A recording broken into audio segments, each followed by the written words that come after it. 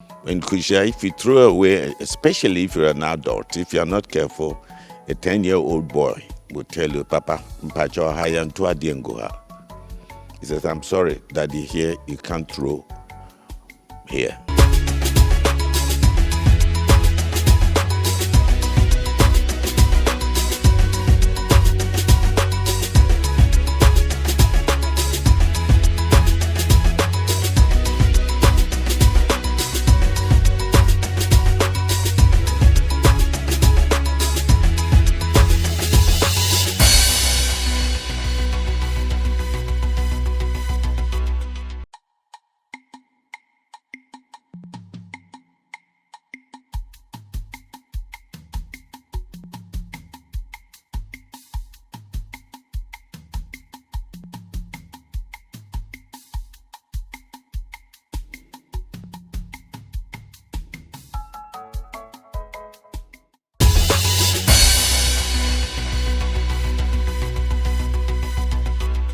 In this line of work, we get to travel and meet people from all walks of life. But the conversation we're about to have is not one of the ones you have heard or seen because of the area we are in. We are at Assin Kushea. It's in the central region of Ghana, and Kushea is actually regarded the cleanest city in Ghana. How that has become the case, well, we'll be honored to hear from the man himself, the traditional ruler of this area. Ehunabobrim Nana Pra Ajinsem the Sixth is the paramount chief of the Assin Orenchi traditional area. Nana, I hope I got the pronunciation of your traditional area right. Very correct. And thank you very much for welcoming us actually into your beautiful castle, if that's what we can call this place. No, palace. It's a palace. Yes. Well, but it's majestic. Thank you. Arguably the biggest in Ghana, is that it? I don't know. I don't mark my own answers. And I know I'm a Ghanaian. Okay. We Ghanaians, we exaggerate. Well, we exaggerate, so I'll let it pass. Well, Nana, and you've put in a lot of work into this palace, which is a conversation we would have more and more when we get into this. But let's start from Kushea. Kushea is not just known for its traditional acumen, but more about how clean a city it is. Would you want to share with us how you've been able to achieve this? Thank you very much for your question. It has not been easy. First of all, we as Ghanaians, we had the tradition of throwing away leaves when we used to eat from leaves. I remember when I was a kid going to school, I would buy rice and stew, and the lady would use the leaf to clean on her lap. And then I put the food on the leaf. After you finish eating, the natural thing to do is to throw the leaves away. In those days, it didn't matter. The leaves would decompose. So we were not littering. But the habit of throwing had been ingrained in us. So when this creature called plastic came, put our food in the plastic, after eating, we throw away, because that is the habit that we had inculcated in us. Throwing away. Of throwing away. So my problem was to stop the throwing away. Okay. So I tackled the school children, went to classrooms and told them that it's unhygienic to do that. So they should all help so that we'll make Kushea the cleanest town in Ghana. I told them that in my reign, I will not be able to make Kushea as big as Cape Coast, but I'll be able to make Kushea cleaner than anywhere else in Ghana if they support. And they supported. I empowered them. In Kushea, if you throw away, especially if you're an adult, if you're not careful, a 10-year-old boy will tell you, Papa, mpacho haya ntua diengoha. He says, I'm sorry, Daddy, here you can't throw here. So please pick it up. I told them to say please, but they should make you pick it up. And it hasn't been easy. It hasn't been easy. Every Wednesday, we have a communal labor day. You don't go to farm, you don't go anywhere. We used it to clean the town and our houses, and we used to do our gardens. And so if you go to the town, you see normal houses, they've grown flowers. I love flowers, I encourage them. Yes. So Wednesday, they use it to do all sorts of, sometimes they don't come, and you know, and so on and so forth. But then this is human behavior. So really, it is empowering the youth and me making sure that they do what is right. No, that's a good example. And actually driving through the town, we saw school children doing as you've mentioned, sweeping, weeding along the roadsides and things like that. Sanitation is always a big issue as a country that we faced. In bigger cities like Accra, it's been a thing we've struggled to deal with. Is it the time for other bigger places like that to be looking at Kushea as an example to be learning from? Well, every new thing gives an opportunity for people who feel that's a good thing to copy or learn or adapt. I remember I went to a conference and one Paramount Chief, Nana Yeji Mahine, Okay. came to me and he said, "You are Nana Prajinsem." I said, "Yes, sir." He said, "I've been looking for you for a long, long time because I heard that Kushea sanitation is on top, and I want to come and find out how you manage this and have a conversation with you." I said, "Yes." Just under a month he came. He spent about 3 days with me here. We were brothers. We went everywhere. When he went back, at that time I had dustbins. Okay. A lot. I sent 50 to him also to use. I was happy that somebody thinks that there's something good happening and he wants to copy. It's good. Me, I copy all the time. Secondly, somebody sent me a video, Nana Domahine. Yes. He had a 22nd anniversary or something, and he said he would not be good to end his anniversary without complimenting Hunabobrim Prajin Synthesis for his sanitation work. I had never met the gentleman. I had never spoken to him. And I thought, wow, this is interesting. About 3 months ago, Omahin of Suba in Central Region, he called me. He said, "Nana, I'm launching my sanitation program in my traditional area. Can you please come and chair it for me and talk to the youth for me?" I said, "Sure." So I went to Brownhafu. There I met Domahine. On my way to Suma, Okay. Domahine was sweeping with ladies playing music behind him. He was sweeping and weeding from town to town. Apparently, he had also been invited to Suma. Okay. And I got down from the car and I joined him.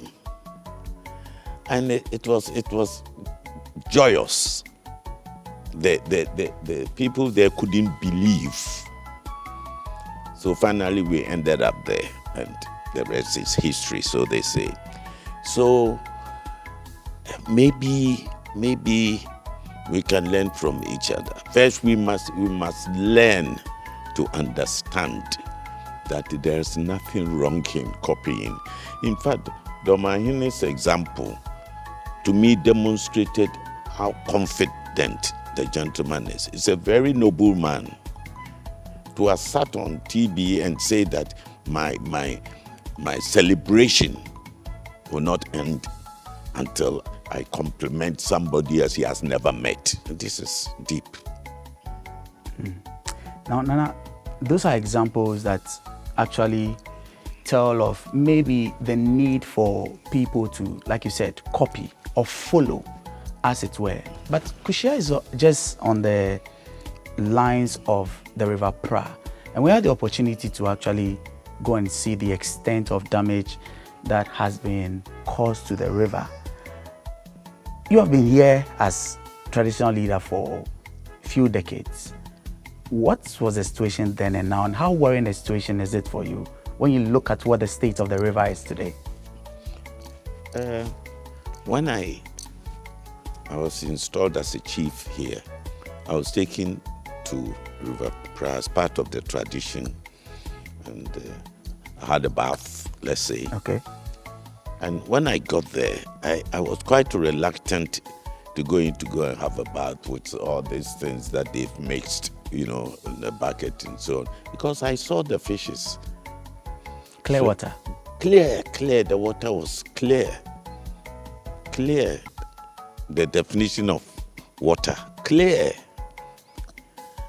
And then something came called galamsey from the north side, and damaged the water totally. You can't see, it's like Milo. You can't see anything. Okay, before we move on to other subjects, just a last one on this. Just because your community is on the coastline of the River Pra, are your people still able to fish? No. It's poisonous.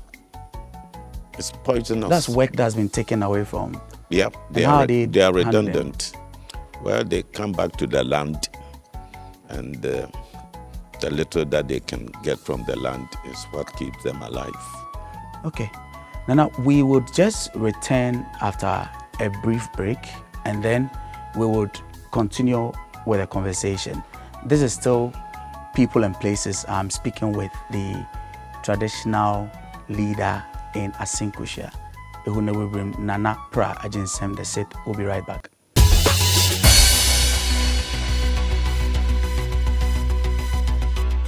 Luckiest. Luck is everywhere for everyone, yeah. Luckiest. Star 712. How to play and win online. Step 1. Go to the URL or website www.theluckiestafrica.com. Step 2. Click on Ready to Play and register. Step 3. Fill out your valid details to register. Step 4. Enter and confirm the OTP sent to your email. Step 5. Purchase your ticket or generate a random ticket. Step 6. Enter the ticket amount you want to buy. Step 7. Follow the steps to buy tickets for yourself or someone. Step 8. Confirm your ticket and choose your payment option. Step 9. Follow the steps to make payment. Step 10. Verify your phone number. I am Mr. Goodluck, and I'm on a mission to spread luck all around. Nurse, Baba, driver, bouncer, friends, teacher, banker. Star 712 hash. You could be the luckiest.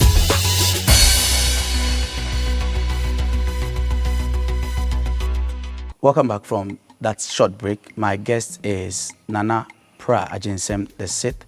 He's the paramount chief of the Assin Oranchi traditional area. Nana, now this is your palace. It's huge, perhaps the biggest in West Africa, not even Ghana. It's a long story about how you came to achieve this. Would you be kind enough to let us in on when this vision started and how far you've gone with it? I remember one day I was talking to my wife about Kushea, and she said, "You should build a palace. Oh, you should build a palace before you go. You should build a palace." I said, "Okay, I will." Little did she know that all her chop money would go into the palace. I building the palace 13 years ago.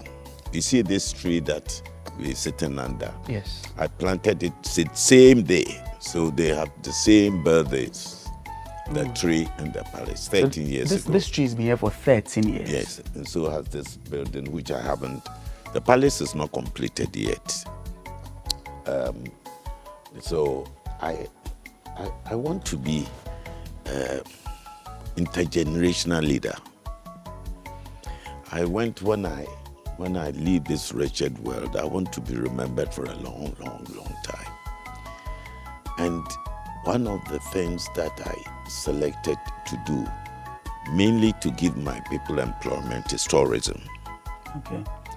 So I decided to put up this palace that will attract internal tourists in the main. I mean, this building here, if you go outside Europe and this, they've seen it, this is nothing to write them about. But at least within Ghana, within my own people, if they hear that there is such a structure, they may want to see it, and therefore part of the tourism cocktail will be the palace, the fish ponds competition, the crocodile pond, the tomb of the unknown slave, and all part of the tourism offer that I'll be giving to the people, from students right down to executive directors and so on. So gradually, I'm not a wealthy person. Resourceful maybe, but not wealthy. So it's taken me a long time, but I've known palaces that took them 300 years to build. So I've done well with 13 years, and I haven't finished. There are a lot of rooms, a lot of places like you mentioned, the slave tomb, as well as there's even a mini zoo right in here. But what would you say, or which of the places in this palace is your most favorite? Oh, no doubt, my mortuary. Your mortuary? Yeah, I have a mortuary. No, you have a mortuary? Yes. Right in here? Yes. A private one? Yes, of course. It's not for public. That's why I have my own. And it's your most favorite place? Yes. It reminds me of my mortality. So it humbles me. So it's my favorite spot. That's very interesting that you love the fact that there's such a place, because people don't think about death a lot. No, but the death is not present. I'm not surprised. And I don't enjoy it. I don't think about it, but I prepare towards it because, as I say, I'm an ordinary human being. I must know I will go. So perhaps to the youth and everybody, you will go one day. So if you want to do insurance for your case or your family, do it, because you will go. If you want to prepare, every funeral, there are fights because we don't prepare ourselves for the inevitable. We are running away from the fact that we will die one day. And then Hunabobrim doesn't run. I face it, I prepare for it. And now give us a mental journey around this palace. What and what? Apart from the few ones we've heard about, what would anyone see when they come into this palace? First of all, they will see Ghanaian. What a normal, ordinary Ghanaian can do. That people will say that the biggest palace in Africa, West Africa, Ghanaians, we do exaggerate. That aside, they will know that we Ghanaians can do a lot if we apply our minds to it. I don't know if you've been around, but if you've been around, you've been to the banquet hall. Yes, the one upstairs. You've been to Nkommo Hall, where they're working. You saw the lights. It's in the form of canoe. It was done here in Kushea. The chandeliers are done by a welder that I use. I called him, and the chandeliers we see up there were done right here? Yeah. They were done, well, they were done in Accra, but they were done in Ghana. Yes, my son designed it, Okay. Fidel, and he called my welder, and we sat down with the drawing for him, and we both said, you can do it. And he did it. So potentially, Ghana has a lot to offer. A lot to offer. Just show them the way. Just provide the leadership.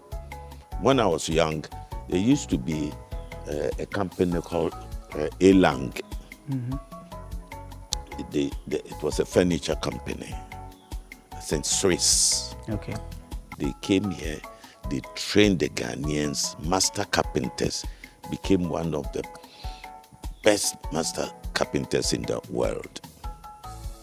They trained and they were able to perform. So one of the areas, and also the fact that this building, most of it have been built by locals in Kushea. The masons, the laborers, the painters in Kushea. I didn't bring any mason I brought a supervisor, but it's all the mason carpentry work. We're done right here. Right here by the boys around. By the boys around. At worst by Ghanaians. And I'm very proud of Ghanaians. Nana, is there a name for this tree? Oh, rain tree. Rain. Popularly known as rain tree. Is it because of the shed? I don't know, but it's. I knew it. I copied it from a friend of mine. He's deceased now, called George Hammond. Okay. And I went to his house in Cape Coast. I used to be a regular visitor. So I saw that. I said, "Wow, this is bigger than my umbrella." And it's something you want to have. Oh, so the first thing I planted it the very day that I was doing the foundation. Ooh. I see. As a traditional ruler and as a chief, you must be very busy. How are you able to juggle that with your everyday life and perhaps your private life? Yes. You know, chieftaincy is a calling. When you are called, what you have, you give to your people. When you are not called and you become one, what they have, you will take.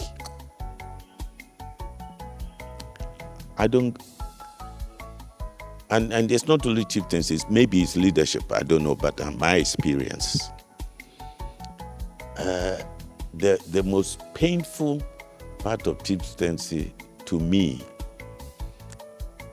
is loss of privacy. You know, I like to enjoy myself, you know, with my friends, my family. Then, you know, we go to a place, we go to a board meeting, let's say Talkertainment. I have friends who will come on, Nana, let's go, there's a spot here, let's go and have fun. You enter the place, somebody say, oh, Nana, good evening. That's the end of the evening. Takes away all the fun. Yeah, it's gone. But are you able to juggle it? You've been doing this for decades. Have you gotten used to it already? No, you never get used to losing your privacy. Never. It's very funny. When I used to live in England, and when I read about the royal family pleading for their privacy to be preserved, and I just said, but what's the matter with you guys?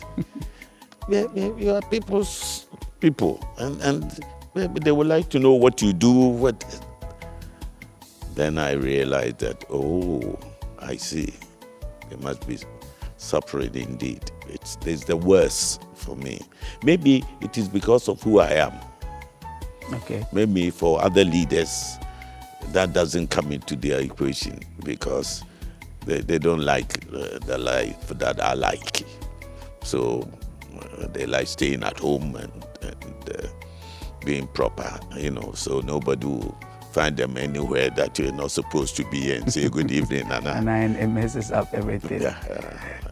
Well, Nana, I couldn't avoid seeing a very beautiful thing here. It was a carriage in this palace. Yes. The type we would see in England. I mean, the last time I saw, something close to that was during the funeral of the late Queen of England.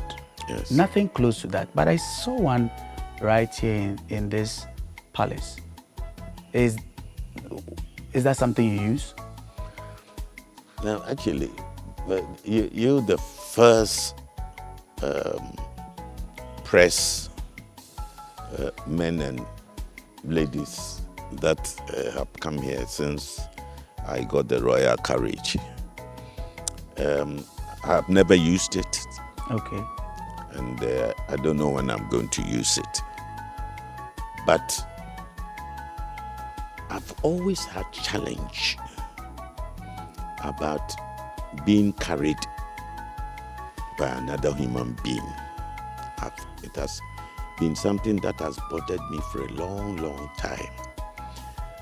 I ask myself really and truly, and I'm not saying this frivolously, I mean it, that another human being carrying me, I found it offensive. I am nobody to have that privilege of being carried by another human being. I know that it's a tradition, it's custom, but there are several practices that we have stopped. I mean, I have never seen it, but I heard that when the chief dies, they will kill people to go with the chief so that those people will serve the chief somewhere, wherever he's going. That I have heard used to be the custom and tradition. So we should do that today. So if somebody kills somebody close to you because somebody thinks he's so important that he has died, and when he goes, he needs people to serve him wherever he's going. Is that correct? The Constitution of Ghana, I think it's Article 272C, give the chiefs the opportunity to eliminate, that is the word used, to eliminate outmoded customs and traditions, and that is precisely what I'm doing. So you're working around... Sorry. No, please go ahead. Thank you. I think that the time has come for me to look at that particular aspect of culture. To me, it's an abuse. For me. So it lasted a long time. Okay. And it did because I didn't find alternative. I saw the reason that they will carry their leader and so on. I could read the mentality. And I delved into history a little. You know, when the white people came and enslaved us, they will go from the coast right down up to go and buy slaves and bring them.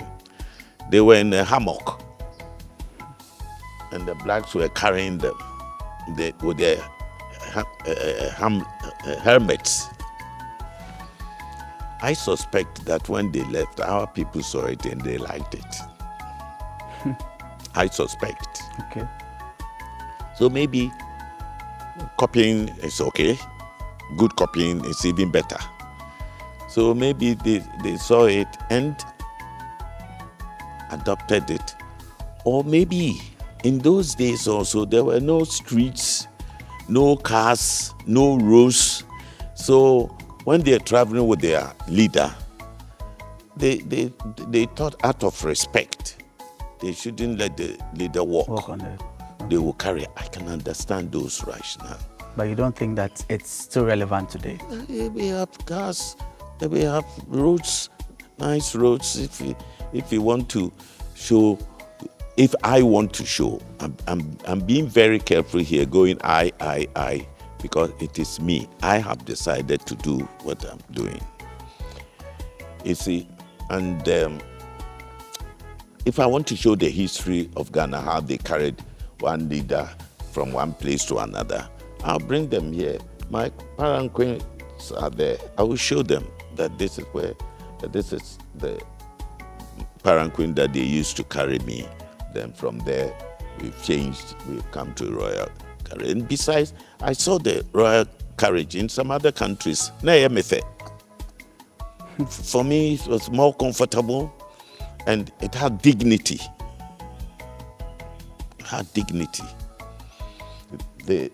Some royals use horses. Some animal lovers are objecting to it. Wouldn't that be the case here? No, I motorized it. It's motorized? Yeah, so my Nkwa will sit down, dressed traditionally, nitrate tying, and I'll sit in with my queen mother. I put air conditioning inside. It's more comfortable.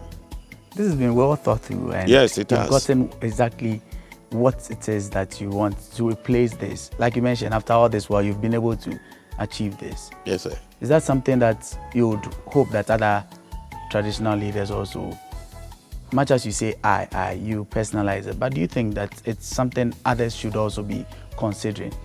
It will come. It will come.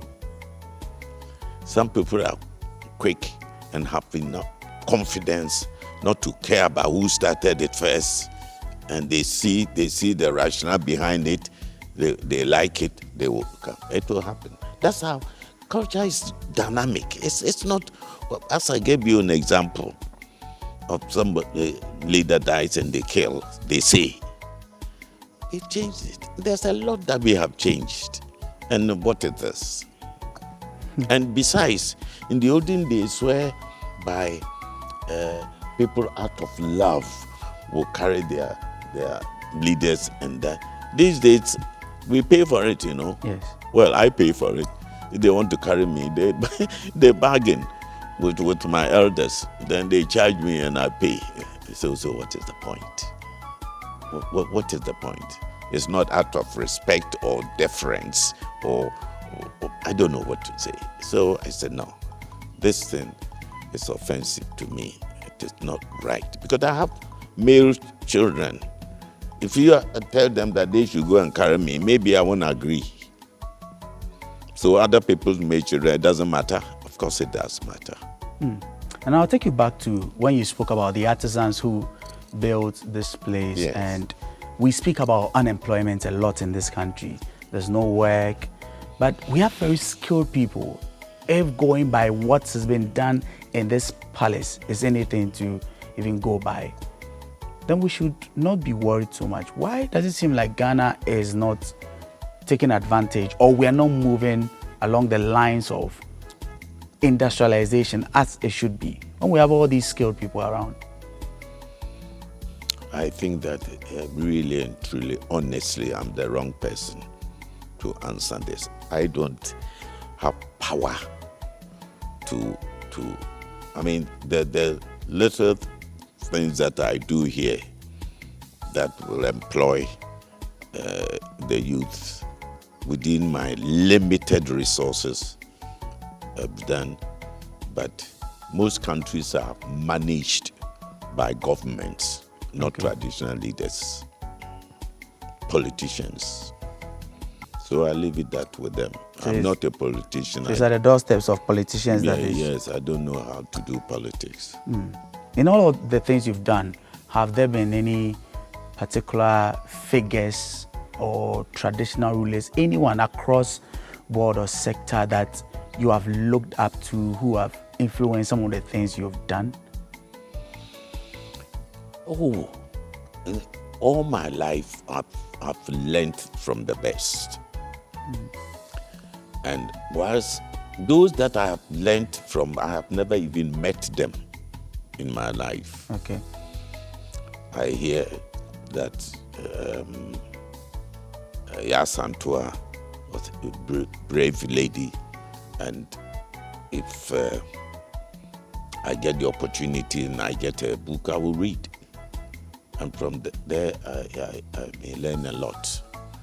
There are people in the world, international, that I have admired, that I have read their biographies and I've learned a lot. And I have Ghanaians. This palace, the basic idea may be mine, but where it's ended up, it's not. Because I have friends who will come here and they say, Nana, if we did this, don't you think it would be better? I think about it, it's better just demolish and do it. So I've learned from various people. Various. And the reason why I cannot mention, say in Ghana, I cannot mention people's name, not because I want to play funny. No. I will mention just like that, especially those I've learned from, they have helped me. The reason why I can't do that is that most people whose help I've appreciated are people who helped me during my socialization process. When I was a kid, my mom, my father, my teachers,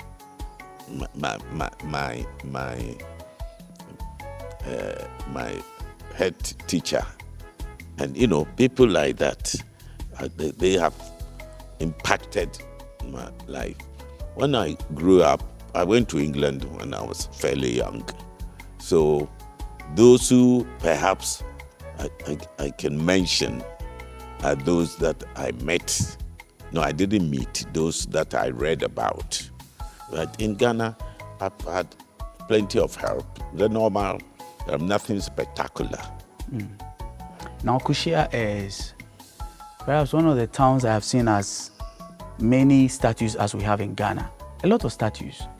Why do you have so many statues? And right in front of this palace, there are a number of, will I call them totems?